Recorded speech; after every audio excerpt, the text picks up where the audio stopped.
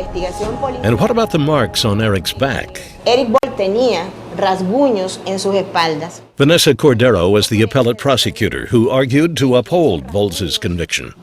These are the marks. Does the state believe that those were made by Doris's fingernails? Entonces la médico forense determinó de que esos rasguños tenían un solo patrón de comportamiento, es decir, un solo patrón de que se haya realizado, y es a través de las uñas. In his defense, Eric Volz said the marks came from carrying Doris's coffin at her funeral. A possibility that I wanted to explore. So, if the funeral was here and you said the crowd was out here, I'm interested in the distance that he carried the coffin. This is the church of San Juan Bautista, the site of Doris Jimenez's funeral. So they would come out the front door, then down the steps, which is not exactly a level ground, and then, that's a pretty good distance, out to a waiting car, and my guess is that it would be there.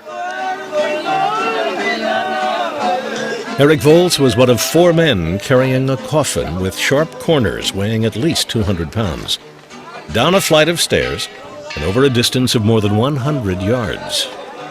But could that burden be enough to leave these marks?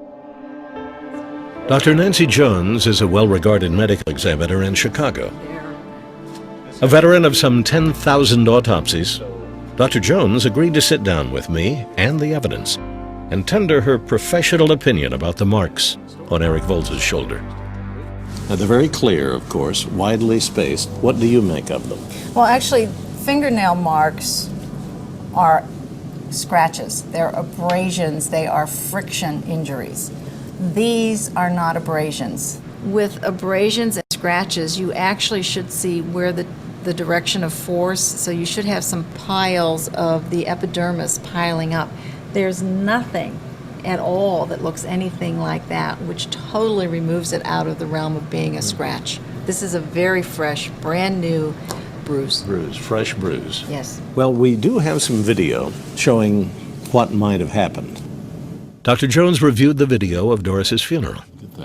Yes, you can see how much pressure it's actually placing. It's actually indenting the tissue of this young man. And you also have a relatively sharp edge. She began to see more evidence supporting the idea that Eric's injuries came not from Doris's fingernails, but from her casket. Well, actually, it's interesting here because this young man back here is actually pushing it upward, which is going to be forcing more weight on the person in the front who's actually got it has it resting on his shoulder. Look at the depression there. Yes, and it's right near where you can see an injury on his body in the photograph. That's right. Now, the judge in this case said unequivocally these could only be made by fingernails. What do you think? I think the judge does not know of what he or she speaks. These are not fingernail marks. These are pressure marks, perfect for what I'm seeing here in this video.